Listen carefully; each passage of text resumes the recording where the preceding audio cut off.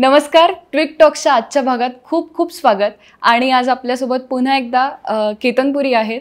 आणि मागचा आपला जो पॉडकास्ट झाला त्याच्यावर खूप आम्हाला छान छान अभिप्राय मिळालेत, लोकांना बरीच नवीन माहिती कळाली आहे आणि अनेक प्रश्नसुद्धा आलेत वेगवेगळ्या मंदिरांवरचे. तर आपण आज ट्राय करू की जास्तीत जास्त त्या प्रश्नांची उत्तरे या पॉडकास्ट थ्रू लोकांना मिळतील. नक्कीच.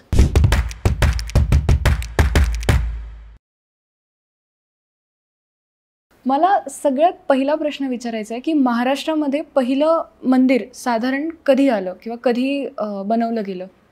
महाराष्ट्राचा जर आपण विचार केला की महाराष्ट्रामध्ये ज्या काही राजकीय सत्तांचं अस्तित्व आपल्याला दिसून येतं किंवा अशोकाच्या काळानंतर जे काही भारतामध्ये स्थापत्याचे नवीन नियम किंवा नवीन परिमाण आपल्या भारतामध्ये स्थापन व्हायला सुरुवात झाली, तर त्याच्यामध्ये महाराष्ट्राचा विचार करता 5व्या-6व्या शतकामध्ये पहिल्यांदा आपल्याला दगडी मंदिरं किंवा बांधीव मंदिरं आढळून येतात. त्यातलं जर उदाहरणं सांगायचं झालं तर नागपूरच्या जवळ रामटेक नावाचं एक फार प्रसिद्ध तीर्थस्थळ आहे. तर त्या रामटेकला प्रभावती गुप्त नावाच्या वाकाटक सम्राज्ञींनी 5व्या शतकामधलं मंदिर बांधलं.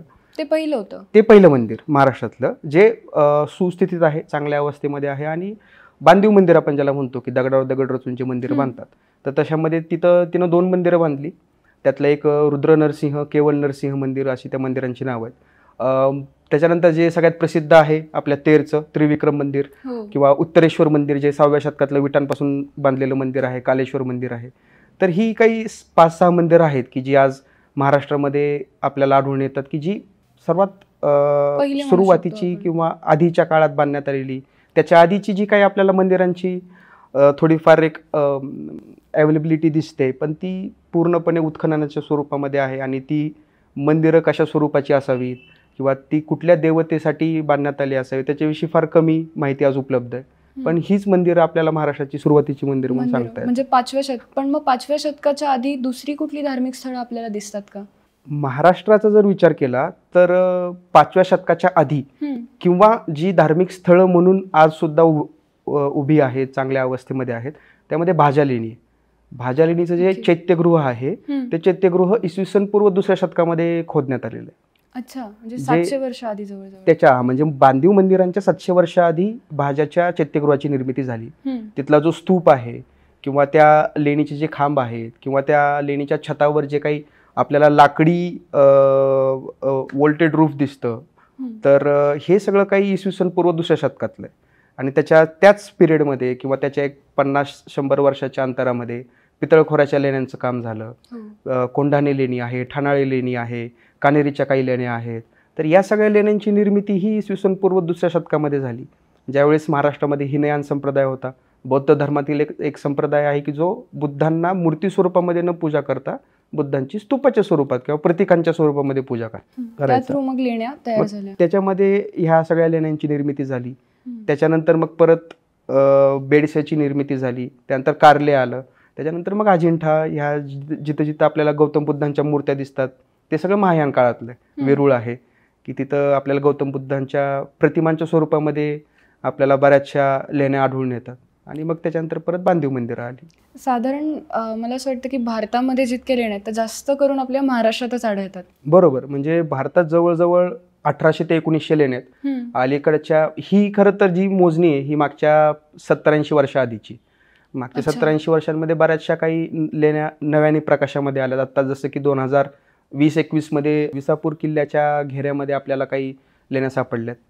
आणि त्यांचं डॉक्युमेंटेशनचं काम किंवा त्याच्यावर नवीन रिसर्च आर्टिकल लिहून ते लोकांसमोर आणण्याचं काम आता संशोधक करतात. तरी तो आकडा हा 1800 ते 1900च्या आसपास आहे. आणि त्यातल्या 900 ते 1200 लेण्या महाराष्ट्रात आहेत. आणि त्याला कारणीभूत आहे सह्याद्री. मी तेच विचारणार होते आता की असं का.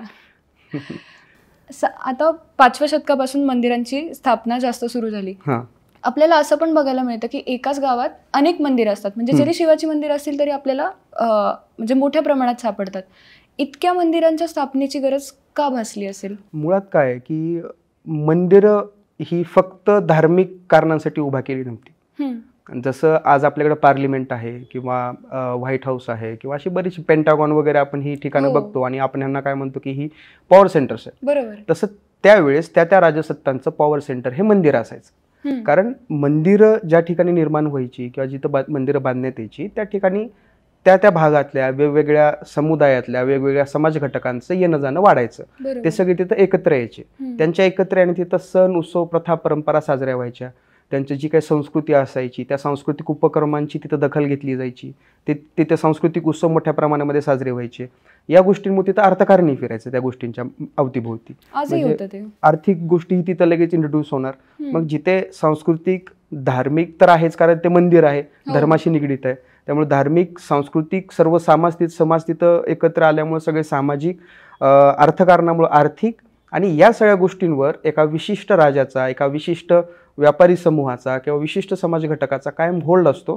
त्याच्यामुळं पॉवर सेंटर की सामाजिक, आर्थिक, धार्मिक, राजकीय आणि सांस्कृतिक अशा पाचही समाज घटकांचं एकत्रीकरण ज्या ठिकाणी व्हायचं त्या पर्टिक्युलर राजासाठी किंवा त्या पर्टिक्युलर कम्युनिटीसाठी ती फार महत्वाची असायची. म्हणजे एवढी मोठी मोठी जी मंदिरं बांधली, महाराष्ट्राचं जर उदाहरण घ्यायचं झालं तर अंबरनाथचं शिव मंदिर आहे जे शिलाहार राजांनी बांधलं. त्याच्यानंतर कोपेश्वर मंदिर जे आहे कोल्हापूर जवळ खिद्रापूरचं, तर ते शिलाहार आणि यादव राजांनी नंतर ते पूर्णपणे उभा केलं. किंवा अशी बरीचशी मंदिरं आहेत की कृष्णेश्वर मंदिर जे 12व्या-13व्या शतकामध्ये उभारण्यात आलं. नंतर अहिल्यादेवी होळकरांच्या काळामध्ये त्याचं परत एकदा आपल्याला जीर्णोद्धार केल्याचे पुरावे वाचायला मिळतात. किंवा आपल्या पुण्याच्या जवळ असलेलं भुलेश्वर मंदिर ज्याची उभारणी 12व्या शतकात झाली. त्यानंतर ब्रह्मानंद स्वामी धावडशेकर, बाजीराव पेशवे, थोरले शाहू छत्रपती, चिमाजी अप्पा, सदाशिवराव पेशवे किंवा अहिल्यादेवी होळकर एवढ्या राज्यकर्त्यांनी त्या मंदिराच्या जीर्णोद्धारासाठी किंवा उभारण्यासाठी पैसा दिला, फंड रेज केला. म्हणजे त्या ठिकाणी त्या मंदिराचं महत्त्व, लोकांच्या जनमानसांच्या मनामध्ये असणाऱ्या त्या मंदिरांचं महत्त्व आणि त्या महत्त्वाचा वापर आपल्या सत्तेच्या कायमस्वरूपी चिरकाल सत्ता टिकण्यासाठी करून घेण्यामागे असणारी राजकीय महत्वाकांक्षा आणि त्याच्यामधून वाढत गेलेले त्या मंदिराविषयीची आध्यात्मिक ओढ आणि त्याचं आस्था, त्याच्यामुळे ही मंदिरं उभा करण्यात येतात. आपल्याकडे एक असं पण दिसतंय, आपल्याकडे जसं तू एवढी सगळी नावं घेतली, खूप सुंदर मंदिर आहेत. आणि आपण जसं जसं जाऊ म्हणजे शहरापेक्षा पण गावाकडे गेल्यावर आपल्याला मंदिरं दिसतात की दगडी बांधकाम आहेत. आणि आता एक नवीन ट्रेंड सुरू झालाय की म्हणजे जीर्णोद्धार करणं ही चांगली गोष्ट आहे, पण त्याला रंग दिला जातो आणि कुठेतरी त्याची ब्युटी कमी होते असं वाटतं.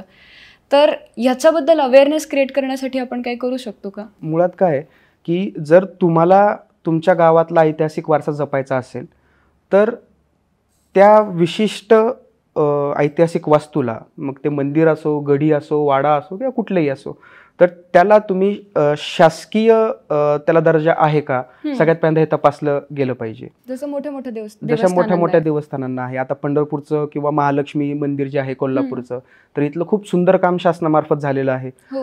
पण बऱ्याचशा खेडेगावांमध्ये अशी मंदिरं असतात की त्या मंदिरांना कुठल्याही प्रकारे तीर्थक्षेत्राचा दर्जा नसतो किंवा पर्यटनाचा दर्जा नसतो किंवा संरक्षित स्मारकाचा दर्जा नसतो.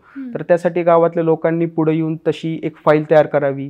ती त्या विशिष्ट खात्याकडे, जे काही त्या मंदिराशी निगडीत खातं असेल किंवा त्या ऐतिहासिक वास्तूशी निगडीत सांस्कृतिक खातं असतं त्या खात्याकडे ती फाईल जमा करावी.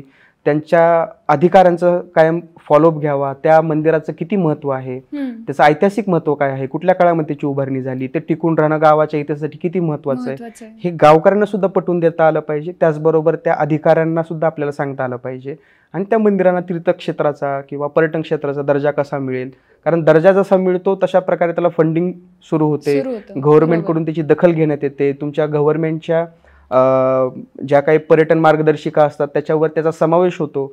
आणि एकदा जर तुम्हाला सरकारी आरक्षण मिळालं त्या विशिष्ट वास्तूसाठी तर तिचा देखभाल, जीर्णोद्धार आणि सगळ्या गोष्टी करणं सहज सोपं. पण त्यासाठी आधी स्थानिक पातळीवर जनजागृती होणं फार गरजेचं आहे. त्यासाठी त्या भागाचा इतिहास माहीत असणं किंवा त्या भागातल्या त्यासाठी काम करणाऱ्या तरुणांना पुढे येऊन लोकांसमोर त्या गोष्टी व्यवस्थितपणे मांडणं आणि त्याचं ऐतिहासिक महत्त्व पटवून देणं गरजेचं आहे. आणि आपल्याकडे हे पण होतं की जी प्राचीन मंदिर आहेत, खरं तर तो आपला वारसा आहे, तर त्याच्यावर छान अभ्यास झाला पाहिजे, ती जपली गेली पाहिजेत. तर आपल्याकडे थोडीशी मिथकं तयार होतात किंवा त्याच्याबद्दलच्या कथा पसरतात. एक एन्शियंट एलियन्स नावाचा शो लागायचा की प्रत्येक गोष्ट एलियनशी जोडली जायची. तर मी असं ऐकलंय त्याच्यामध्ये की जे आपलं वेरूळच्या लेण्यात किंवा कैलास मंदिर आहे ते एलियन्सनी बांधले. याच्याबद्दल काय सांगशील? खरं तर भारतामध्ये खूप मोठा आर्किओलॉजिस्ट आहे. त्याचं असं म्हणणं आहे की शिवलिंग हे नथिंग बट अणुबॉम्बचं सेंटर असतं. ज्वालामुखीचं केंद्रबिंदू असतो त्या तिथून ठिकाणी उद्रेक होतो. शिवलिंगाची स्थापना केलेली असते, कारण ज्वालामुखीचा तिथून उद्रेक होऊ नये म्हणून. अशा बऱ्याच थेरीज त्यानं समोर आणलेल्या आहेत. किंवा आपल्या भारतातल्या बऱ्याचशा देवी देवतांच्या हातांमध्ये काही प्रकारची शस्त्र असतात, तर कुठल्या एका देवतेच्या हातामध्ये पाश होता, तर त्यानं ते व्हिडिओमध्ये सांगताना सांगितलं की ते पाश नाहीये, ते सूर्याची किरणं पृथ्वीवर ओढून त्या शस्त्रामध्ये सगळी काही साठवून आणि त्याच्यापासून अशी एक एनर्जी तयार करायची जी कधीच संपणार नाही. अशा प्रकारच्या फार सुंदर सुंदर वेगळ्याच नवीन थेअरी तू घेऊन येतो. तर अशा प्रकारच्या थेअरी मधली ती एक थेअरी आहे की वेरूळची जी कैलास लेणी आहे, लेणी नंबर 16, ती एलियन्सनी बांधली. त्याच्यामागे त्याचं असं म्हणणं आहे की फक्त छिन्नी आणि हातोड्याच्या साह्याने तुम्ही एक मोठा डोंगर पूर्णपणे कट करून त्याच्यापासून एवढी मोठी वास्तू निर्माण करू शकत नाही. लेझर हवं त्याला लेझर हवं किंवा लेथ मशीन हवी, अशा बऱ्याच त्यानं मोठ्या मोठ्या ऍडव्हान्स टेक्नॉलॉजी टूल्सचे तो नावं घेतो. पण त्यात काही सत्य नाहीये. वेरूळची जी लेणी आहे किंवा वेरूळच्या ज्या काही 34 लेण्या आहेत, तर त्या पूर्ण लेण्यांची निर्मिती ही छिन्नी आणि हातोड्याने झालेली आहे. त्याच 34 लेण्या नाही, भारतातल्या खोदण्यात आलेल्या 1800-1900 लेण्या किंवा भारतात बांधण्यात आलेली 500-600 वर्ष आधीपर्यंतची सगळी मंदिरं ही केवळ आणि केवळ छिन्नी आणि हातोड्याच्या साह्यानेच तयार करण्यात आलेली. अर्थात त्याच्यामध्ये छिन्नी आणि हातोड्याचे प्रकार वेगवेगळे असतील, त्याचे ते टूल्स छोटे मोठे किंवा त्यांच्या आकारानुसार त्यांना तयार करण्यात आलेलं असावं, त्या गरजेनुसार तयार करण्यात आलेलं असावं.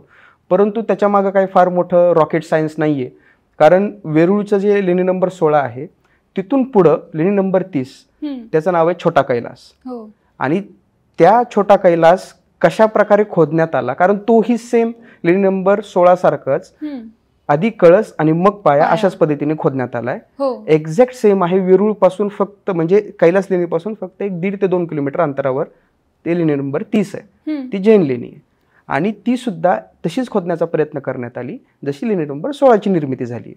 बरं, लेणी नंबर 16 कैलास कसं आहे, आधी कळस मग पाया असं आपण मानतो, आणि असं कुठलंही दुसरं उदाहरण आहे असं आपण म्हणतो. पण तसं एक उदाहरण मध्य प्रदेशमध्ये आहे, तसं एक उदाहरण आंध्र प्रदेशमध्ये आहे. वलियानकुट्टी नावाचं ते धार्मिक स्थळ आहे, शिवाचं मंदिर आहे, ते सुद्धा एक्झॅक्ट कैलास लेणीप्रमाणेच आहे. आधी पहिले छत खोदलं, कलशाची निर्मिती केली आणि त्याच्यानंतर पाया खोदण्यात आले. ज्यावेळेस आपण कैलास लेणीकडे पाहतो की त्याची निर्मिती नक्की झाली कशी असावी, तर कैलासचे काही प्लॅन्स आज आर्किओलॉजिस्ट आणि आर्किटेक्ट्सनी खूप अभ्यास करून ती समोर आणले. त्याच्यामध्ये रॉजर वोगलर आहे, कार्मेल बर्गसन आहे, जेम्स बर्ग्युसन यांनी सगळ्यात पहिल्यांदा त्या कैलास लेणीचं डॉक्युमेंटेशन केलं होतं जवळजवळ 150 वर्षाआधी. दीपक कन्नाल सर आहेत, वॉल्टर स्पिंक आहेत, या सगळ्यांनी वेरूळच्या मोठी टीम आहे रिसर्चर्स, म्हणजे ही मागच्या जवळजवळ 100 ते 150 वर्षांपासून ह्या वेरूळच्या लेणीवर किंवा अजिंठावर काम करतात. वॉल्टर स्पिंक यांनी तर जवळजवळ 65 वर्ष फक्त अजिंठाच्या लेणीचा अभ्यास केलाय आणि त्यांनी सप्रमाण सिद्ध करून दाखवलं की अजिंठ्याच्या ज्या काही जगप्रसिद्ध लेण्या आहेत त्यांची निर्मिती ही केवळ 18 वर्षात झालेली आहे. 460 ते 478. आणि त्यातली पण जी चित्र आहेत जी आज जगात एवढी प्रसिद्ध आहेत अजिंठ्याची, त्यांची निर्मिती फक्त 4 वर्षात झाली. फक्त 4 वर्षात. त्याला त्यांनी बरेचसे पुरावे वगैरे दिलेले आहेत. म्हणजे अभ्यासक जवळजवळ आपलं पूर्ण आयुष्य लावतात या गोष्टींना सिद्ध करायला. आणि कैलास लेणीचा जो काही आराखडा आहे किंवा जे काही एक्सकेव्हेशन आहे तर ते टप्प्याटप्प्याने झालेलं आहे. जर आपण आज वेरूळची लेणी पाहिली तर ती अशी काहीशी उतारावर खोदण्यात आलेली आहे आणि तिला त्या टप्प्यानुसार त्याचे टप्पे पाडत पाडत त्या लेणीची पूर्ण निर्मिती करण्यात आली. राष्ट्रकूट राजा कृष्ण पहिला यानं त्या लेणीच्या निर्मितीसाठी फंडिंग दिलेली आणि ती लेणीची निर्मिती 30 वर्षांपासून ते 50 वर्षाच्या काळात झालेली. आपण सांगतो 500 वर्ष लागली, 1000 वर्ष लागली. मग मला एक कळत नाही की जर सपोज कृष्ण पहिला हा गादीवर आला, त्यानं त्या लेणीच्या निर्मितीसाठी पैसे दिले आणि त्याच्यानंतर त्याचा मृत्यू झाला 30 वर्षांनी, 50 वर्षांनी किंवा 70 वर्षांनी, नंतर पैसे कोणी दिले त्याला? कारण विदाउट फंडिंग तर ते होत नाही. उत्स्फूर्तपणे लोक पुढच्या पिढ्यांमध्ये देणारं कोण आहे? आणि मला माझ्या घरात राहायचंय म्हणून मी पैसे देतो आर्किटेक्टला, इंजिनियरला, की तुला किती पैसे लागते सांग, तू मला हे अशा प्रकारची वस्तू बांधून दे. माझ्या मरण्याच्या आधी मला त्या घरात राहायचं असतं. मला माझ्या नातवासाठी किंवा मला माझ्या पंतूसाठी खूप मोठा आलिशान महाल बांधायचा नसतो. मला माझ्यासाठी फार फार तर माझ्या मुलाचा विचार करतो. बरोबर, ही आपली ह्युमन मेंटॅलिटी. तर त्याच्यामध्ये असं काही फार वेगळे पण नाहीये की एकाच 50 वर्षात 30 वर्षामध्ये त्याची निर्मिती झाली नसावी.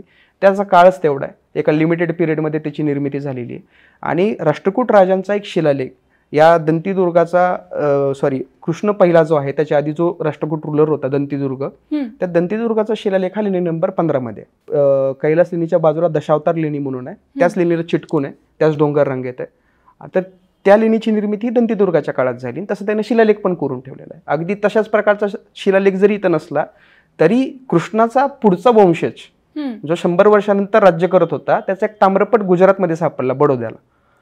बडोदा नावाचं गाव आहे, तिथं तो ताम्रपट सापडला आणि त्या ताम्रपटामध्ये त्यानं लिहून ठेवलेलं आहे की माझ्या पूर्वजाने म्हणजे कृष्ण पहिल्याने या लेणीची निर्मिती केली. म्हणजे आपल्याच पूर्वजांची निर्मिती आहे आणि आपण त्याचं क्रेडिट अशा एका एंटिटीला द्यायचा प्रयत्न करतो की जी एक्झिस्ट करते का नाही याच्याविषयी पण अजून अभ्यासकांमध्ये किंवा शास्त्रज्ञांमध्ये एकमत नाही. मग आपल्याकडे इतका सगळा रिसर्च असताना, पुरावे असताना सुद्धा असे क्लेम्स कसे केले जातात? मुळात आपल्याकडे वाचन करण्याची प्रवृत्ती फार कमी झाली आणि दुर्दैवाची गोष्ट अशी आहे की मराठीमध्ये लिहिणारे फार कमी लोक आहेत. हो, आपल्या मागच्या वेळेस पण आपलं ते डिस्कशन झालं होतं की वेरूळची एवढी मोठी महत्वाची लेणी, जागतिक वारसा स्थळ आहे. वेरूळवर मी तुम्हाला फार तर 4 ते 5 पुस्तकांची नावं सांगू शकतो. एवढं मटेरियल आज उपलब्ध आहे की जे वाचण्यायोग्य आहे, की ज्याच्यामध्ये व्यवस्थित माहिती आहे, शास्त्रशुद्ध माहिती आहे, ज्याच्यामध्ये पुराव्यानिशी सगळ्या गोष्टी मांडलेल्या आहेत. आणि या पुराव्यानिशी मांडलेल्या गोष्टींना महत्त्व का द्यायचं, तर त्या ठिकाणी त्या वस्तूंची निर्मिती किंवा त्या शिल्पांची निर्मिती ही कुठल्या उद्देशाने झाली ते कळलं पाहिजे. विनाकारण कुठलाही अर्थ कुठल्याही गोष्टीचा नाही, जो अर्थ नाही तो अर्थ लावून जर एखादी निर्मिती आपल्या हातामध्ये पडत असेल, एखादं पुस्तक आपल्या हातामध्ये येत असेल, तर आपल्याकडून ती चुकीची माहिती, चुकीची इन्फॉर्मेशन ही पुढे कायम पास ऑन कॅरी फॉरवर्ड होत राहते. अजून तिकट मीठ लावून सांगितली जातात. आता वेरूळसाठी तरी 4-5 पुस्तकं आहेत. अजिंठ्यावर तर एकही पुस्तक नाहीये मराठीमध्ये की जे चांगलं आहे आणि जे वाचलं जावं. अजिंठ्याच्या सगळ्या चित्रांची त्याच्यामध्ये माहिती, जातक कथांची माहिती, लेणीची निर्मिती कशी झाली त्याच्याविषयी सगळी माहिती आपल्याला मिळेल. आता अजिंठ्यामध्ये दरवाजाला ज्या चौकटी असतात तर त्या चौकटींमध्ये आपण आज आपल्याला कडी लावण्यासाठी आपण काही सॉकेट्स तयार करतो, तर फक्त त्या सॉकेट्सचा अभ्यास करून 4 प्रकारचे दरवाजे, 4 प्रकारच्या चौकटी आणि त्याच्यानुसार कुठली लेणी सुरुवातीला खोदली, कुठली लेणी नंतर खोदली, मधल्या टप्प्यात कुठल्या लेण्या खोदल्या, त्यांच्या निर्मितीचा काळ काय, कालखंड काय, असं डिवायडेशन करण्याचं काम वॉल्टर स्प्रिंगने केलं. मी फक्त तुम्हाला एका लेणीतल्या एका दरवाज्यातल्याच फक्त एका चौकटीच्या एका छिद्राविषयीची माहिती सांगतो. इतके कष्ट, इतके रिसर्च केल्यानंतर कोणी असं क्लेम केलं तर ते फक्त एक ड्रॉबॅक असं आहे की ते मराठीमध्ये उपलब्ध नाही. दुसरी गोष्ट की तू हे काम आता हाती घेतलं पाहिजे. नाही, करणारे खूप आहेत. अलीकडच्या काळामध्ये लोकांनी त्या गोष्टीला थोडंसं सिरियसली घेतले आणि कदाचित येत्या 4-5 वर्षांमध्ये ते आपल्यासमोर मराठीत येऊही शकतं. चांगली गोष्ट आहे. पण फक्त तेच आहे की आपल्याला प्रश्न पडतात, आपण उत्तर घेण्यासाठी तेवढे कष्ट घेत नाही. आणि त्यात चुकीचंही मला एका अर्थाने वाटत नाही, कारण मी इंजिनियर असेल, मी डॉक्टर असेल किंवा माझं दुसरं काही प्रोफेशन असेल, मला दिवसभर माझं प्रोफेशनही बघायचंय, मला माझं घर सांभाळायचंय, मला माझ्या आयुष्याची दुनियादारी बघायची, प्लस मला हे का खोदलंय याही प्रश्नांची उत्तर शोधायची म्हणल्यानंतर जरा ते अवघड. प्रत्येक वाक्य व्हेरीफाय नाही करू शकत, प्रत्येक गोष्ट आपण व्हेरीफाय नाही करू शकत. एक आपलं खजुराहोचं जे मंदिर आहे त्याच्याबद्दल पण मी असंच आहे की खूप वेगवेगळं वाचलं, ऐकलंय. मग मला तूच सांग थोडंसं, कारण त्याचं थोडं कॉन्ट्रोवर्शियल आपण म्हणू शकतो त्याला. खजुराहो म्हणले की एकच आपल्या डोळ्यासमोर येतं, तिथली कामशिल्प. पण त्याच्या पुढे जाऊन खजुराहो खूप सुंदर आहे किंवा खजुराहोमध्ये खूप महत्वाच्या गोष्टी लपलेल्या आहेत ज्या कुठेही आपल्याला इतरत्र आढळत नाही. जसं वैकुंठ विष्णू नावाचा एक विष्णूचा अवतार असतो, तर त्याची मूर्ती आपल्याला तिथं पाहायला मिळते. किंवा एक शिवाची मूर्ती आहे की जिला 4 पाय आहेत, 7 तोंड आहेत, आणि 4 हात आहेत. आणि ती नेमका कुठला शिवाचा अवतार आहे आजही अभ्यासकांना सांगता आलं नाही की कुठल्या नेमक्या ग्रंथामध्ये, पुराणामध्ये किंवा वेदांमध्ये त्याचं काही एक्सप्लेनेशन आहे का, ह्याच्याविषयी अजून अभ्यासकांमध्ये एकमत नाही. अशा बऱ्याचशा गोष्टी आहेत. किंवा आपण 64 योगिनी मंदिर आपण ऐकलं असेल की मोरेना वगैरे, म्हणजे मध्ये मध्ये आपण फेसबुकवर तो मेसेज फिरत होता की भारतीय संसदेची निर्मिती या मंदिरावरून झाली, ते गोल मंदिर. तर ते 64 योगिनीचं मंदिर. भारतामध्ये तशी 4 मंदिर आहेत, 2 ओडिशामध्ये आहेत, 1 MP मध्ये आहे. तर त्या 64 योगिनींची निर्मिती ही कायम गोलाकार मंदिरांमध्ये करण्यात येते. पण आपल्याला तशा प्रकारचं 64 योगिनीचं मंदिर जे खजुराहोला सापडतं ते आयताकृती आकारातलं आहे. ते अशा प्रकारचे काही वेगळे पण त्या मंदिरामध्ये आहे. आणि भारतातलं जे परफेक्ट मंदिर आपण ज्याला म्हणतो की मंदिर स्थापत्याचे जे काही निकष आहेत, जे काही नियम आहेत, वेगवेगळ्या ग्रंथांमधून मंदिर स्थापत्याच्या ज्या काही नियमावली दिलेल्या आहेत, त्या सगळ्या नियमावलींना फॉलो करणारं भारतातलं एकमेव जे परफेक्ट टेम्पल असं अभ्यासक म्हणतात ते मंदिर खजुराहोला आहे, कंदरिया महादेव मंदिर. ह्या सगळ्यावर नाही बोललं जात, या सगळ्यावर नाही बोललं जात आणि कामशिल्पांवर बोललं जातं. आणि कामशिल्पांवर पण आपण जे बोलतो ते पूर्ण चुकीचं आहे. म्हणजे कसं? म्हणजे आता कामशिल्पांविषयी आपली कन्सेप्ट काय असते की ते मंदिरावर का कोरतात? 2 फिलॉसॉफी त्याच्या मागे सांगतात लोक. पहिली की जसं आपण चप्पल काढून मंदिरात जातो निर्मळ मनाने, तसं अगदी त्या प्रकारे आपल्या मनातल्या लोभ, मत्सर, कामाच्या भावना अशा चपलीप्रमाणे मंदिराच्या बाहेर सोडायच्या आणि निर्मळ मनाने आत जायचं. आणि दुसरी फिलॉसॉफी आपल्याला काय सांगण्यात येते की भारतीय समाजाचं किंवा तत्कालीन समाजाचं जे एक रिप्रेझेंटेशन आहे की तो समाज किती ऍडव्हान्स होता, किती पुढारलेल्या विचारांचा होता, त्याचं रिप्रेझेंटेशन म्हणून त्या मंदिरांवर आपल्याला कामशिल्प दिसतात. हे दोन्ही चुकीचं आहे. दोन्ही चुकीचं आहे. मंदिरामध्ये तुम्ही कधी अशा मनात कपट ठेवून, द्वेष ठेवून, कोणाविषयी तरी राग ठेवून देवाकडे कधी जात नाही. ते तुम्हाला असं काही गरजच नसते की मला ह्याचा राग आहे पण मी आता देवाकडे जातो आणि देवाकडे जाऊन त्याच्याविषयी मी अजून वाईट विचार करतो, द्वेषाचे विचार करतो. असं कधी होत नाही. ते निरर्थक आहे. आणि असा कुठला समाज आहे की त्या समाजामध्ये एखाद्या स्त्री किंवा एखाद्या पुरुषाचे गाढवासोबत, घोड्यासोबत किंवा कुठल्याही प्राण्यासोबत अनैसर्गिक शारीरिक संबंध करणं अलाउड आहे? कुठल्याच याच्या समाजामध्ये नाहीये. कुठेही तुम्ही जगात कुठेही गेलात तर त्याला पुढारलेलं म्हणू शकत नाही आपण. ते खरं तर नॅचरलच नाहीये. तर तशा प्रकारची शिल्प मंदिरांवर कोरलेली आहेत की एखाद्या स्त्रीचे किंवा एखाद्या पुरुषाचे एखाद्या प्राण्यासोबत, घोडा, गाढव कुठलाही असेल, त्यासोबत आपल्याला शारीरिक संबंध दाखवलेले त्या शिल्पांमध्ये दिसून येतात. तर ऍक्च्युली भारतामध्ये ज्या काही संप्रदाय, आपल्या हिंदू धर्माचे संप्रदाय आहेत, त्याच्यामध्ये शैव संप्रदाय असेल जो शिवाला मानतो, वैष्णव संप्रदाय आहे तो विष्णूला मानतो, सौर आहे तो सूर्याला मानतो, गाणपत्य आहे तो गणपतीला मानतो, आणि शाक्त आहे. शाक्त म्हणले की परत एक गैरसमज आपल्यात असा आहे की शाक्त म्हणले की ते तांत्रिक विधी करतात. ऍक्च्युली जो देवींना मानतो, जो शक्तीला मानतो, तो शाक्त संप्रदाय. जसं शिवाला मानणारा शैव, विष्णूला मानणारा वैष्णव, तसं शक्तीला म्हणजे देवीला मानणारा शाक्त संप्रदाय. आणि या सगळ्या संप्रदायांमध्ये तांत्रिक विधी करणारे वेगवेगळे छोटे छोटे काही सेक्ट्स आहेत. तर त्याच्यात शैव संप्रदायामध्ये, शाक्त संप्रदायामध्ये ज्या तांत्रिक विधी करणारे सेक्ट आहेत, तर त्या सेक्ट्सचे ते मंदिर आहे. म्हणजे एखाद्या मंदिराची निर्मिती ही कुठल्या तरी विशिष्ट धार्मिक समूहाची किंवा विशिष्ट समाज घटकाचं रिप्रेझेंटेशन असतं. तंत्र मंत्रामध्ये विश्वास ठेवणारा जो एक सेक्ट होता, जो शैविझम मध्ये आपण बघतो, पाशुपत आहे, कालामुख आहे, कापालिक आहे. तर या सगळ्या संप्रदायांचं ती सगळी या संप्रदायांची मंदिर आहे. तू कापालिक संप्रदायाबद्दल मागच्या पॉडकास्टमध्ये सांगितलं होतं थोडं. बाकीचे जे दोन आता तू नावं, पाशुपत म्हणजे काय आहे की शिवाचा एक अवतार आहे, लकुलिश. असं म्हणतात की एका मेलेल्या व्यक्तीच्या शरीरामध्ये शिवाने प्रवेश केला आणि त्यानं जगाला तत्वज्ञान सांगितलं जगण्याचं. तर तो जो देव होता, शिवानी जो अवतार घेतलेला होता, तर तो आपल्या हातामध्ये एक सोटा म्हणजे काठी घेऊन तो लोकांना तत्वज्ञान सांगायचा. तर त्याला म्हणतात लकुल. त्या लकुलचा ईश्वर म्हणून लकुलिश. आणि त्यानं जी फिलॉसॉफी सांगितली त्या फिलॉसॉफीवर जो एक सेक्ट उभा राहिला, तर तो पाशुपत सेक्ट, पाशुपत संप्रदाय. आणि तो तंत्रिझम मध्ये बिलीव्ह करणार होता, जे आपण पंचमकार म्हणतो की मद्य, मांस, मच्छी, मत्सर आणि मोह, तर ह्या मैथून, तर या सगळ्या गोष्टींवर जो विश्वास ठेवतो, जो भौतिक गोष्टींचा उपभोग घेत जन्म मृत्यूच्या चक्रापासून आपल्याला सोडवण्यासाठी प्रयत्न करतो, जो मोक्ष मिळवण्याचा प्रयत्न करतो पण भौतिक गोष्टींचा उपभोग घेतो, या सगळ्या फिलॉसॉफी मानणारा जो एक संप्रदाय आहे, तर तो तांत्रिक संप्रदाय असतो. त्यामध्ये पाशुपत आहे, कापालिक आहे, कालामुख आहे. तर या सगळ्या संप्रदायांमध्ये ज्या काही विधी आहेत, तर काही योगिक विधी आहेत. म्हणजे तुम्ही एखाद्या आश्रमात जायचं, एखाद्या गुरुकडे जायचं, त्याच्याकडून दीक्षा घ्यायची, ज्या काही आपल्या फिलॉसॉफी आहेत त्या फिलॉसॉफी समजून घ्यायच्या, पूर्ण अभ्यास करायचा. आणि दुसरे सेक्शुअल रिच्युअल्स आहेत. मग त्याच्यामध्ये तुमच्या सेक्शुअल रिच्युअल्स वेगवेगळ्या पद्धतीने दाखवलेल्या असतात. त्याच्यामध्ये मग स्त्री पुरुषाचे आहेत, अनेक पुरुष आणि स्त्रियांचे आहेत, अनेक स्त्रिया आणि पुरुष आहेत, पुरुष आहेत किंवा स्वतःसोबतचे आहेत, प्राण्यांसोबतचे आहेत. अशा प्रकारच्या ज्या काही सेक्शुअल रिच्युअल्स आपल्याला त्या मंदिरांवर कोरलेले पाहायला मिळतात, जे कामशिल्प आपण ज्यांना म्हणतो, इरोटिक स्कल्पचर्स आपण ज्यांना म्हणतो, ती सगळी त्या तांत्रिक संप्रदायाला रिप्रेझेंट करणारी आहेत. ती मंदिरं तांत्रिक मंदिर आहेत, त्याच्यामुळे तेवढ्या मोठ्या प्रमाणामध्ये आपल्याला तशी शिल्प दिसतात.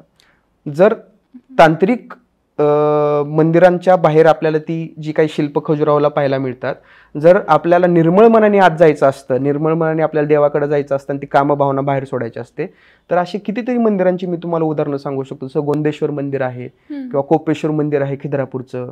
तर अशा या मंदिरांच्या आतमध्ये सभामंडप किंवा गर्भगृहाच्या समोर अंतराळाच्या भागामध्ये किंवा कोपेश्वरच्या गर्भगृहामध्ये सूरसुंदरी आहेत. तर अशा मंदिरांच्या आतमध्ये सुद्धा कामशिल्प कोरलेली आहेत. मी तुला आता तोच प्रश्न विचारणार होते की महाराष्ट्रात तांत्रिक समुदायाची कुठली मंदिरं आढळतात? महाराष्ट्रामध्ये तांत्रिक संप्रदायाची जर मंदिरं आपण बघितली तर त्याच्यामध्ये आपल्याला कसबा संगमेश्वर फार महत्वाचं उदाहरण देता येईल. कसबा संगमेश्वर का, तर कसबा संगमेश्वर मध्ये एकूण 17 मंदिर आहेत.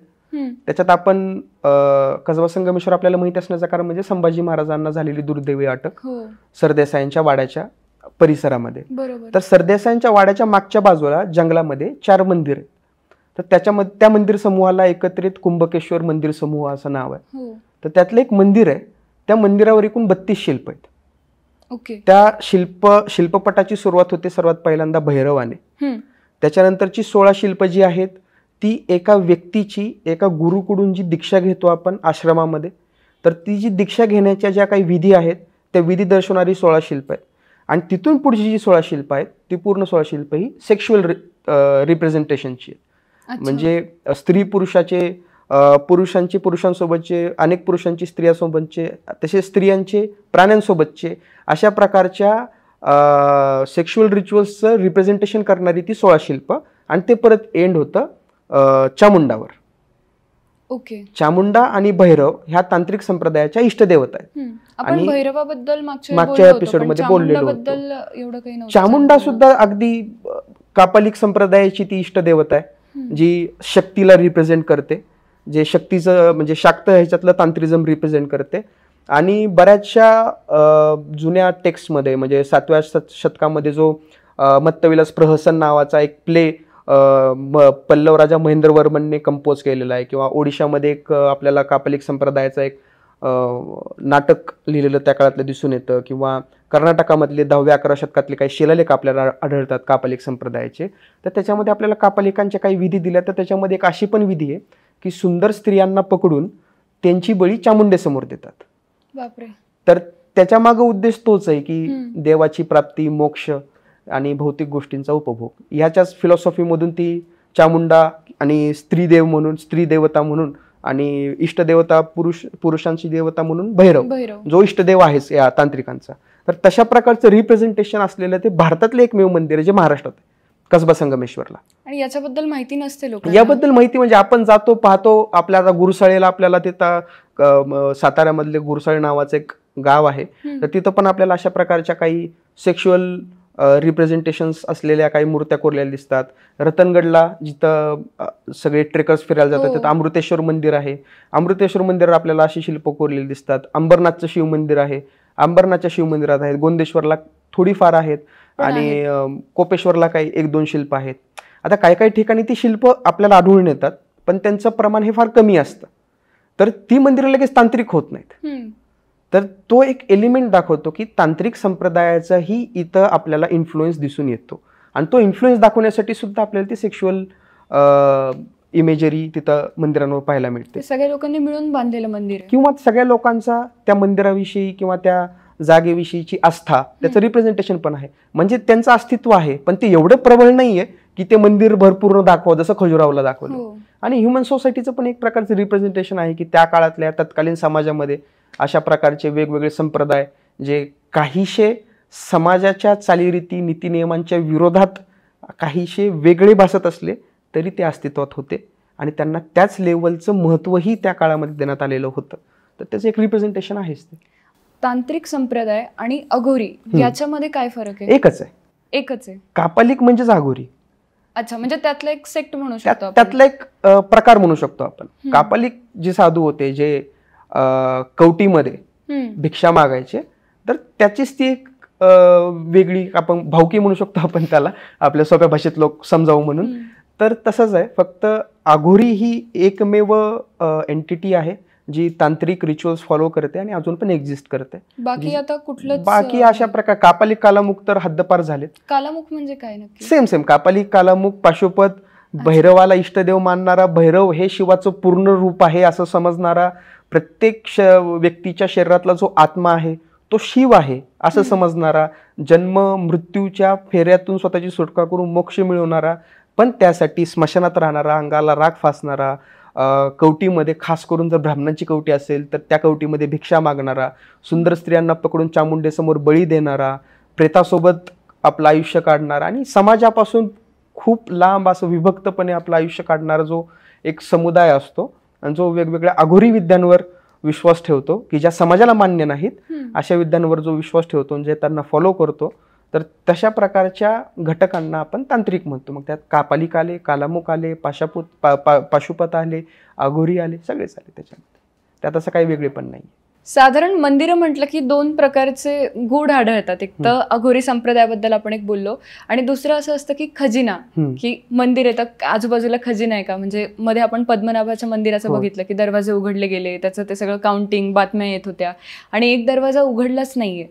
तर त्याला अघोरीचं काही कनेक्शन आहे का? नाही. पद्मनाभ स्वामी मंदिराचं एक वैशिष्ट्य असं आहे की पद्मनाभ स्वामी मंदिर हे प्रायव्हेट प्रॉपर्टी, त्रावणकोरचे जे राजघराणं आहे तर त्यांची ती खाजगी मालमत्ता आहे. आणि त्यांनी त्यांच्या स्वतःच्या घराण्यासाठी बांधलेलं ते मंदिर आहे. ते आजही त्यांच्याकडे आता आलंय त्यांच्याकडे. म्हणजे कोर्टामध्ये खूप केसेस झाल्या, बऱ्याचशा घडामोडी घडल्या. आपल्याला फक्त एकच माहिती असते की त्यांची जी काही तळघरामध्ये 7 दरवाजे 7 दरवाजा मागे असलेला खजिना, मग तो खजिना भारत सरकारने जमा केला आणि नंतर ते भारताच्या ह्याच्यासाठी वापरणं वगैरे हे सगळं इथपर्यंतच माहिती आहे. आपण पण तेवढ्याच इंटरेस्ट घेतो, त्यात काय असं चुकीचं पण नाहीये. पण त्रावणकोरचं जे राजघराणं आहे त्या राजघराण्याचं ते मंदिर आहे, ते त्यांच्या घराण्याचं, म्हणजे आपण जे म्हणतो आपलं खाजगी मंदिर असतं तसं ते त्यांचं खाजगी मंदिर आहे. तर ते कोर्टामध्ये गेले, सरकारच्या विरोधामध्ये, भारत सरकार ते केस हारलं आणि नंतर परत त्या मंदिराचा पूर्ण ताबा हा त्या त्रावणकोरच्या राजघराण्याकडे गेला. म्हणजे जी काही संपत्ती तेव्हा मिळाली होती ती त्यांना परत करायला लागली नाही, त्याच्याविषयी डिस्प्यूट चालू आहे अजून. पण अजूनही त्या मंदिराचे पूर्ण नियम हे त्या राजघराण्याला धरून तिथं पाळले जातात. आजही मंदिराची एक स्पेशल टायमिंग आहे, त्या टायमिंगमध्येच मंदिराच्या आत आपल्याला प्रवेश मिळतो. त्यांनी सांगितलेले कपडे आपल्याला ते ड्रेस कोड फॉलो करावा लागतो. आत कुठल्याही प्रकारे कॅमेरा नेण्यास मनाई आहे. आणि त्या त्रावणकोरच्या राजघराण्याची असंख्य शिलालेख पूर्ण मंदिरावर कोरलेली आहेत. तर त्या घराण्याची आणि त्या घराण्याचीच ती वैयक्तिक संपत्ती आहे जी त्या खालच्या दरवाजांमध्ये आहे. आणि खजिना आला की त्या ठिकाणी गूढकथा आल्या, वेगवेगळ्या प्रकारच्या गोष्टी आल्या की खजिना असतो, खजिन्याचं भांडं सापडलं तर ते पटकन उघडू नये का त्याच्यामध्ये नाग असतो, त्याचं प्रोटेक्शन करतो. तो त्याचे हंड असतं ते मिळालेलं, तर ते हंड जमिनीच्या आत पुरलेलं असतं. ते किती वर्षापासून आत असतं हेही आपल्याला माहित नसतं एक्झॅक्टली. आणि त्याच्यानंतर ते हंड पूर्ण सील केलेलं असतं आणि त्याच्या आतमध्ये तो नाग कसा जिवंत राहील. त्याला ना काही खायला आहे, त्याला श्वास घ्यायला तिथं कुठल्याही प्रकारची जागा आहे. गोल्ड कॉइन्स खाऊन तर नाही जगू शकत, तो जगूच शकत नाही. म्हणजे लॉजिक किंवा सायन्सचा विचार केला तर हे शक्य नाहीये.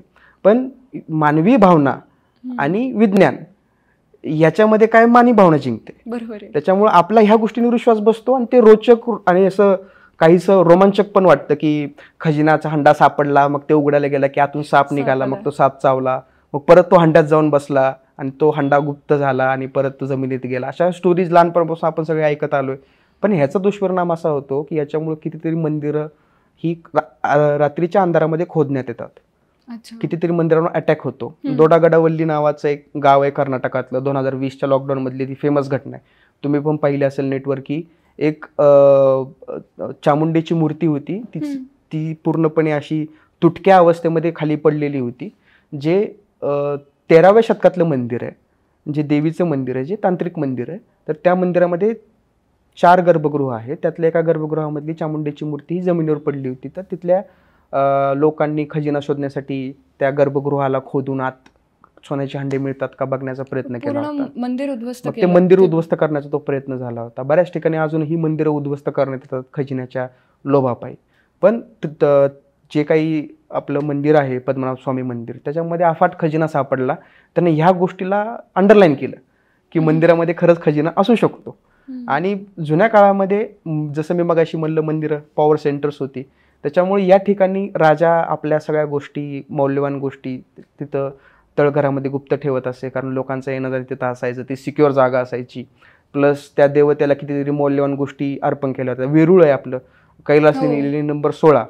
तर कैलासचं अजून एक नाव आहे माणकेश्वर, जे आपल्याला जुन्या साधनांमध्ये आढळतं. कशामुळं तर राष्ट्रकूट राजांनी मौल्यवान हिरे, माणिक, रत्न त्या शिवलिंगाला लावली होती आणि त्याच्यामुळं त्या माणिकांचा ईश्वर म्हणून माणकेश्वर असं त्या वेरूळच्या कैलास लेणीचं त्या शिवाचं नाव होतं.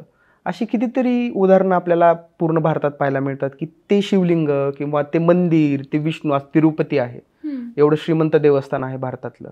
किंवा वाराणसी आता हळूहळू तसंच होतंय, मथुरा आहे, द्वारकेचं मंदिर आहे, सौराष्ट्र सोमनाथाचं मंदिर आहे.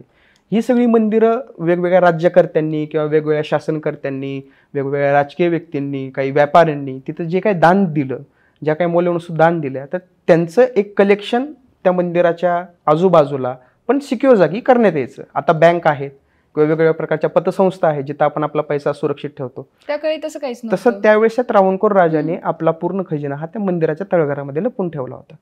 त्यातला एक दरवाजा अजून उघडला गेला नाही. त्याच्यामागे तिथल्या लोकांच्या भावना अशा आहेत की त्याच्यामागे खूप अजस्त्र, खूप मोठा साप आहे आणि जर आपण ते उघडलं तर आपला तिथं मृत्यू होऊ शकतो.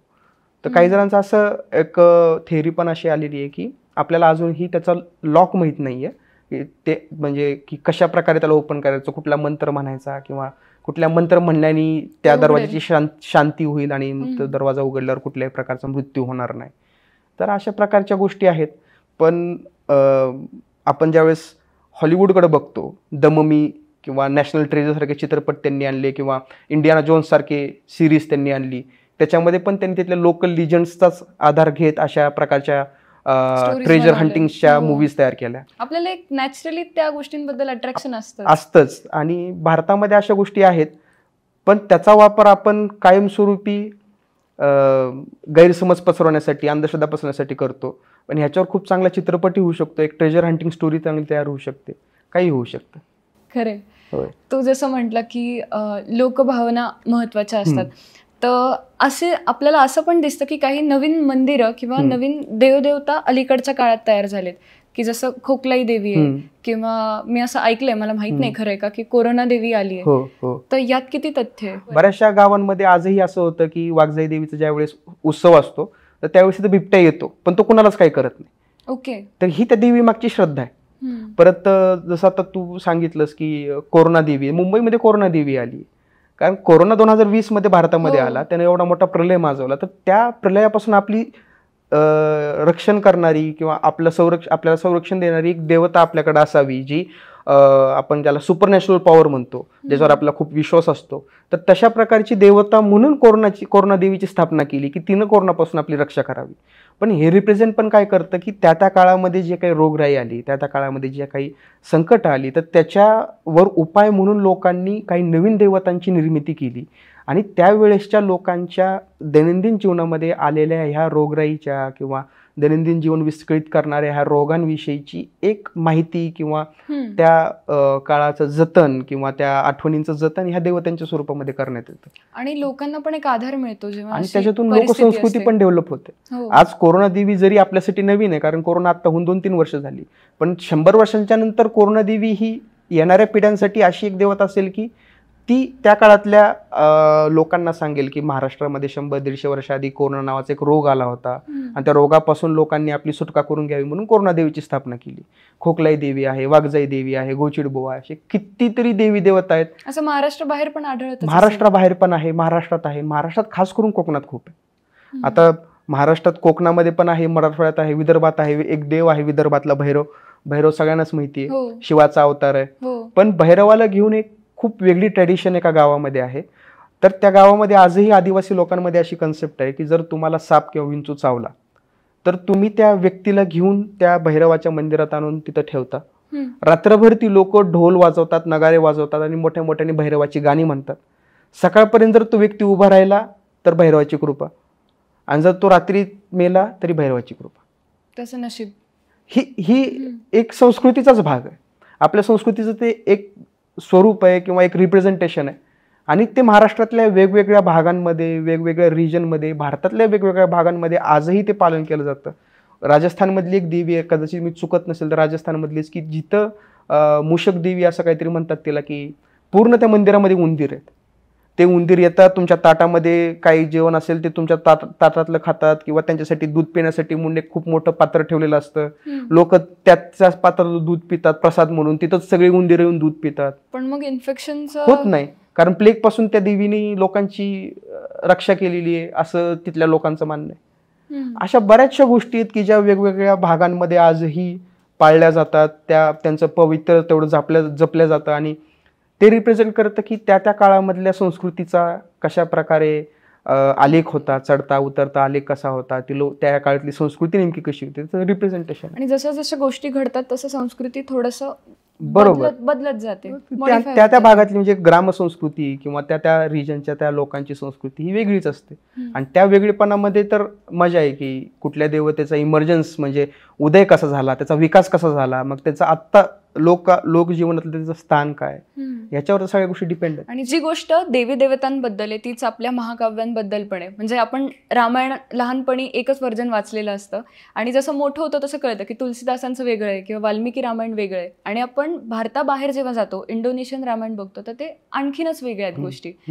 तर हे व्हर्जन्स कसे तयार होतात? ज्यावेळेस 11-12 शतकामध्ये भारतामधून चोळ राजांची एक शाखा ही प्रवास करून साऊथ ईस्ट एशियामध्ये गेली, इंडोनेशिया वगैरे या भागांमध्ये, तिथं जाऊन ती सेटल झाली थायलंड या भागात. तर तिथं त्यांनी आपला धर्म आहे तसा तिकडे नेला आणि त्याचा प्रचार प्रसार त्यांनी तसा आजही केला. आजही थायलंडच्या राजांना रामाचा वंशज मानण्यात येतं. आजही थायलंडची राजधानी, जी जुनी राजधानी, नवी राजधानी, त्यांना जुनी अयोध्या नवीन अयोध्या अशीच नाव आहे. अच्छा. Thai Ramayan, Cambodian Ramayan, Indonesian Ramayan, Jain Ramayan, Kamba Ramayan, रामायणाचे 27 ते 30 प्रकार आहेत. प्रत्येक रामायणाचं वर्जन वेगवेगळं आहे.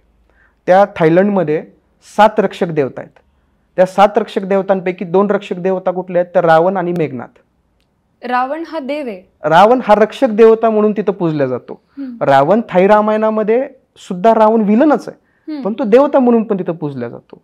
मेघनाथ जो रावणाचा मुलगा आहे तो सुद्धा विलन आहे थाई रामायणामध्ये, थायलंडच्या रामायणामध्ये, पण तो तिथं सुद्धा देवता म्हणून पूजला जातो. कंबोडियामध्ये सुद्धा आपल्याला रावणाच्या जवळजवळ नाही म्हणलं तरी 10-10, 15-15 फुटाच्या मूर्ती रक्षक देवता म्हणून पाहायला मिळतात. इंडोनेशियामध्ये रावण हा देवता म्हणून पण पाहायला मिळतो आणि इंडोनेशियामध्ये रावण हा राक्षस म्हणून पण आहे जो रामाच्या विरोधामध्ये लढलाय. वेगवेगळी व्हरायटी म्हणजे व्हर्जन्स खूप आहेत रामायणाचे, कारण रामायणाला तशी लोकप्रियता लाभली.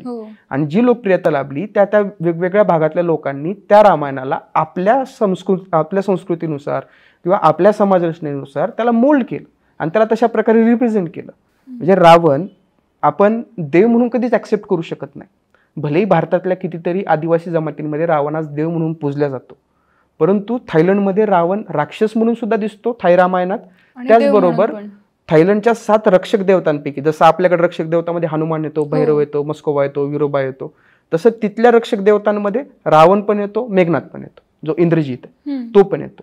हे जे व्हर्जन्स आहेत हे व्हर्जन्स आपल्याला एक अंदाज ह्या सगळ्या लोकप्रियतेच्या अनुषंगाने मांडता येतो. बऱ्याच रामायणाच्या व्हर्जनमध्ये राम, रावण, सीता, लक्ष्मण भाऊ बहीण आहेत.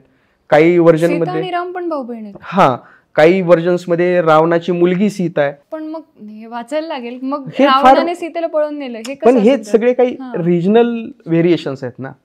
कुठल्या कुठल्या काळामध्ये, वेगवेगळ्या काळांमध्ये, वेगवेगळ्या रिजनमध्ये, वेगवेगळ्या प्रदेशांमध्ये ह्या रामायणांची निर्मिती झाली. महाभारताविषयी आपल्याला एवढं व्हेरिएशन नाही दिसत. महाभारत हे आधी जय म्हणूनच इंट्रोड्यूस झालेलं काव्य होतं. नंतर परत ते सगळे काही एकत्र करून भांडारकर इन्स्टिट्यूटनी त्याच्यावर खूप वर्ष संशोधन करून त्याला त्या 18 खंडांमध्ये आणून महाभारत एकत्रित कंपाईल करून लोकांसमोर आणलं. पण तसं रामायणाचं नाही झालं. रामायण कायम लोकप्रिय राहिलं. रामायणाचे खूप व्हर्जन्स निघाले. दक्षिण भारतातले व्हर्जन्स वेगळे, केरळाचं व्हर्जन वेगळे, आपलं व्हर्जन वेगळे, उत्तरातले वेगळे, वाल्मिकीचं वेगळे, तुळशीदासांचं वेगळे, प्रत्येक व्हर्जन वेगळे. भारताच्या बाहेर कंबोडियाचं वेगळं, इंडोनेशियाचं वेगळे, थायलंडचं वेगळे. आणि त्या सगळ्या व्हर्जन्समधली जी काही मेन आयडेंटिटी आहे ती रामच आहे. बरोबर. आणि त्याच्या अपोजिट हा रावणच आहे. पण तरी सुद्धा बऱ्याचशा देशांमध्ये रावणाला देवाचा पण दर्जा दिला. आणि हे फक्त आणि फक्त लोकप्रियतेच्या कारणामुळे झालेलं आहे. त्याच्यामधून आपल्याला हे सगळे व्हेरिएशन्स पाहायला मिळतात. तू आता जसं म्हटलं की चोळ राजांमुळे आपलं जे रामायण आहे ते भारताबाहेर पण गेलं, भारताबाहेर पसरलं. महाराष्ट्रामध्ये अशा कुठल्या महत्वाच्या राजवटी होऊन गेल्यात सुरुवातीच्या काळात की ज्यांच्या काळात मंदिरं असतील किंवा ओव्हरऑलच एक कल्चरल शिफ्ट झालंय? महाराष्ट्रामध्ये सगळ्यात पहिली प्रॉमिनंट राजसत्ता जर म्हणलं तर सातवाहन, की जी फार डॉमिनंट होती, फार पॉवरफुल होती. त्यांच्या काळामध्ये लेण्यांची निर्मिती झाली. त्याच्यामध्ये नाणेघाट आहे, नाशिकच्या आहेत, बऱ्याचशा लेण्या आहेत. त्यांनी वेगवेगळ्या कन्सेप्ट्स महाराष्ट्रात इंट्रोड्यूस केल्या. स्थापत्य ऑब्व्हियसली ते तर आहेच, प्लस काही नवीन देवता आहेत ज्या नाणेघाटाच्या शिलालेखामध्ये वाचायला मिळतात. संकर्षण, वासुदेव, इंद्र, यम वगैरे अशा देवतांची पण नावं आपल्याला तिथं वाचायला मिळतात. प्लस काही त्याच्यानंतरची जी कुठली राजवट आली असेल महाराष्ट्रात जी फार महत्त्वाची आहे ती म्हणजे वाकाटक. जी विदर्भाच्या रिजनमध्ये आणि वाशिम वगैरे ह्या भागामध्ये त्याच्या दोन्ही ब्रँचेसनी राज्य केलं. तर या वाकाटकांनी शैविझम सोबत वैष्णविझम महाराष्ट्रात इंट्रोड्यूस केला, कारण त्यांचे वैवाहिक संबंध होते गुप्तांसोबत. गुप्त वैष्णविझम फॉलो करणारे होते. त्यांची सून इकडे आली, ती येताना स्वतःचं वैष्णविझम घेऊन इकडे आली. त्याआधी वैष्णविझम महाराष्ट्रात होतं, पण ते एवढं डॉमिनंट नव्हतं की जसं शैविझम होतं, कारण जे काय राज्यकर्ते होते तर त्यांनी ते शैविझमला फॉलो करणारे होते. तर ती येताना जी वैष्णविझमची कन्सेप्ट घेऊन आली ती अजूनही टिकून आहे. तिने नरसिंह आणला महाराष्ट्रामध्ये, नरसिंह उपासना तिने महाराष्ट्रामध्ये आणली, जी अजूनही टिकून आहे. तर वाकाटक राजघराणं झालं 5व्या शतकामध्ये. परत त्याच राजघराण्यामधल्या एका शाखेनी वत्सगुल्म किंवा वाशिम शाखेमधला जो राजा होता, त्या राजाच्या काळामध्ये तर अजिंठ्याची निर्मिती झाली. वाकाटक आणि अश्मक राजेच कारणीभूत आहेत अजिंठ्याच्या निर्मितीला. त्याच्यानंतर पुढचं आलेलं मोठं राजघराणं महत्वाचं म्हणजे राष्ट्रकूट, ज्यांनी वेरूळ आपल्यासमोर उभा केलं. महाराष्ट्रातलं पहिलं धार्मिक वास्तू, पहिल्या महत्वाच्या मोठ्या धार्मिक वास्तू, की परत भारतात कुठेही वेरूळ नंतर तेवढ्या मोठ्या बुद्ध लेण्या तयार झाल्या नाहीत, वेरूळ नंतर तेवढ्या मोठ्या हिंदू लेण्या तयार झाल्या नाहीत, आणि वेरूळ नंतर तेवढ्या मोठ्या जैन लेण्याही कुठे तयार झाल्या नाहीत. वेरूळ हे अल्टिमेट एंड आहे त्या कलेचं. आणि राष्ट्रकूटांची कला म्हणजे बौद्ध, काही बौद्ध लेणे आणि पूर्ण हिंदू लेणे. तर हे राष्ट्रकूट. त्याच्यानंतर शिलाहार, ज्यांनी पहिली बांधीव मंदिरं महाराष्ट्रामध्ये उभारली, जी अजूनही सुस्थितीत आहेत. मी वाकाटकांचं जे मगाशी सगळ्यात सुरुवातीला सांगितलं रामटेकचं मंदिर किंवा तेरचे मंदिर, ते सोडून लिखित रेकॉर्ड असलेलं इसवी सन 1020 मध्ये आपलं अंबरनाथचं शिव मंदिर उभारण्यात आलेलं आहे. त्याचं लिखित रेकॉर्ड आहे की कुठल्या वर्षी ह्या मंदिराची उभारणी झालेली. 1000 वर्षापूर्वी ते मंदिर उभारण्यात आलं होतं. तर ते मंदिर असेल. त्याच्यानंतर मग शिलाहार राजांनी कोल्हापूरची मंदिरं बांधली, कोपेश्वर मंदिर खिद्रापूर बांधलं, काही ठाण्याची मंदिरं बांधली, पण ती आज आपल्याला अस्तित्वात नाही, ती पाहायला मिळत नाहीत. त्यांची राजधानीच ठाणे होती. त्याच्यानंतर मग परत जी खूप मोठी महत्वाची राजसत्ता महाराष्ट्रात नांदली, जी सगळ्यांनाच माहिती आहे, ती म्हणजे यादव राजसत्ता, ज्यामध्ये बऱ्याचशा मंदिरांची निर्मिती झाली. त्यात गोंदेश्वर मंदिर आहे. यादवांच्या काळामध्ये महानुभाव संप्रदायाचा प्रस्थ महाराष्ट्रामध्ये वाढलं. यादवांच्याच काळामध्ये आपल्याला कुठेतरी वारकरी संप्रदायाची एक सुरुवात झालेली आपल्याला पाहायला मिळते. यादवांच्याच काळामध्ये आपल्याला वैष्णविझमचा परत एकदा रिवायवल झालेलं दिसतं. परत एकदा वैष्णविझम लोकांच्या घराघरामध्ये पोचल्याचं पाहायला मिळतं. आणि कुठेतरी शैविझम हळूहळू बाजूला कमी झालं, त्याचं महत्त्व कमी झाल्याचं पण पाहायला मिळतं. तर ह्या काही राजसत्ता आहेत महाराष्ट्रातल्या की ज्यांनी 1200-1300 वर्ष महाराष्ट्रामध्ये कल्चरली आणि सोशली आणि आर्ट आणि आर्किटेक्चर या पर्स्पेक्टिव्हने खूप मोठं रिव्होल्युशन आणलं. वेगवेगळ्या गोष्टी महाराष्ट्रात इंट्रोड्यूस केल्या, यांनी महाराष्ट्राच्या बाहेर कर्नाटक असेल, MP असेल, उत्तर प्रदेश असेल, तामिळनाडू असेल, गोवा असेल, या सगळ्या भागांमध्ये आक्रमणं केली. या सगळ्या भागांमध्ये आपलं राज्य प्रस्थापित केलं. तिथले काही कलाकार हायर केले. वेरूळची जी लेणी नंबर 16, तर त्याच्यावर आपल्याला पल्लवांचा आणि चालुक्यांचा प्रभाव दिसतो. तर त्यांनी येत असताना तामिळनाडूमध्ये कांचीपुरम मधलं कैलासनाथ मंदिर आणि पटडकलचं विरूपाक्ष मंदिर, या दोघांचा प्रभाव आपल्याला कैलासनाथ मंदिरावर दिसतो. तर त्यांनी तिकडच्या भागातले काही कारागीर हायर केले, ते महाराष्ट्रामध्ये आणले. म्हणजे ते काही आर्टचं मायग्रेशन झालं. ते मायग्रेशन होण्यासाठी पण या राजसत्ता कारणीभूत ठरल्या. तर ही अशी काही महत्त्वाच्या 4-5 राजसत्ता आहेत की ज्यांनी महाराष्ट्राचा एवढा मोठा, खूप मोठी काय म्हणू शकतो आपण, उलथापालथ केली वेगवेगळ्या ऍस्पेक्टनी.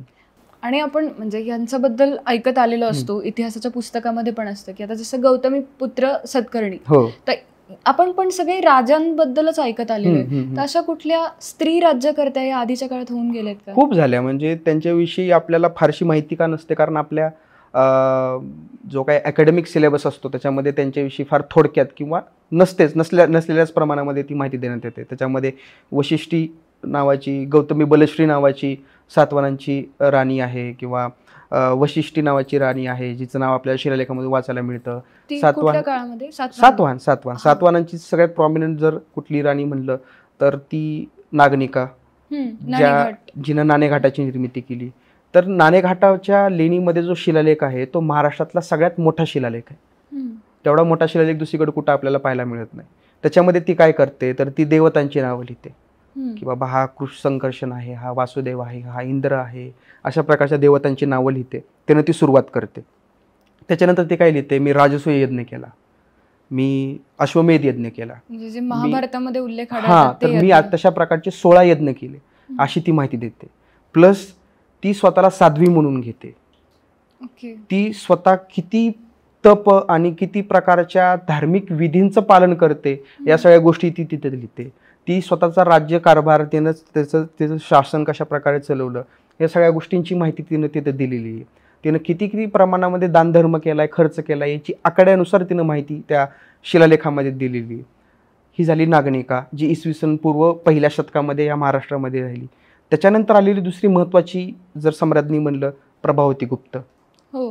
प्रभावती गुप्त ही वाकाटकांची राणी, रुद्रसेन नावाचा वाकाटकांचा राजा होता. त्यानं गुप्तांच्या मुलीसोबत लग्न केलं. ती होती प्रभावती गुप्त. तिनं स्वतःचं नाव चेंज नाही केलं, ती आली प्रभावती गुप्त म्हणूनच. तिनं आल्यानंतर शैविझम ॲक्सेप्ट नाही केला, म्हणजे केला पण तिनं स्वतःचा धर्म म्हणून नाही. तिनं तिचं जे वैष्णविझम होतं ती स्वतःसोबत येताना माहेरचं वैष्णविझम घेऊन आली गुप्तांचं. तिनं महाराष्ट्रामध्ये मंदिरं बांधली. केवल नरसिंह वैष्णविझमचं आहे. आपला पती मेला तर आपल्या पतीच्या स्मरणार्थ तिनं दुसरं मंदिर बांधलं, त्याचं नाव ठेवलं रुद्र नरसिंह. आणि आपल्या पतीच्या जागेवर गर्भगृहामध्ये तिनं नरसिंहाची मूर्ती बसवली, जी जवळजवळ 6 ते 7 फुटाची उंचीची.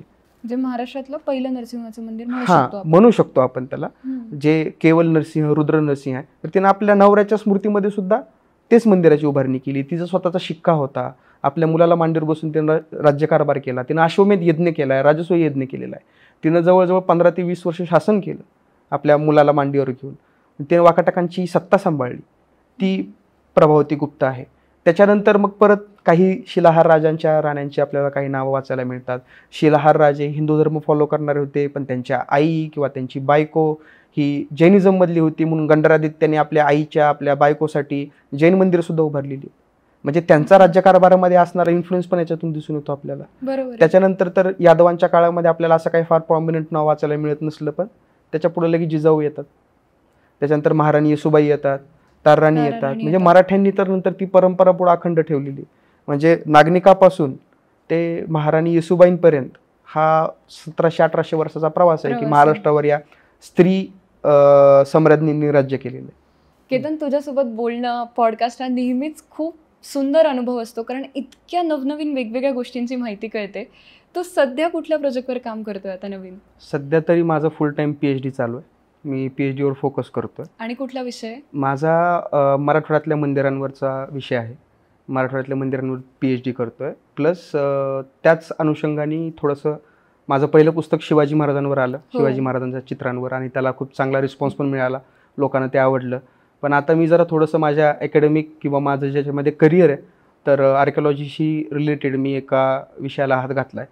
आणि मंदिर आणि शिल्पांनाच डेडिकेटेड एक विषय मला भेटला आहे की महाराष्ट्रात त्याच्यावर अजून कुणी काम केलेलं नाही आहे. तर मी तो एक विषय लिहायला घेतला आहे आणि कदाचित येत्या वर्षामध्ये माझं त्याच्यावरचं दुसरं पुस्तक पण प्रकाशित होईल. तर त्याचं एक काम चालू आहे. तुला या पुस्तकासाठी आणि बाकी पण फ्युचर प्रोजेक्टसाठी खूप खूप शुभेच्छा. आणि आपण पुन्हा भेटूच आणि अशा वेगवेगळ्या विषयांवर आणखीन चर्चा करू.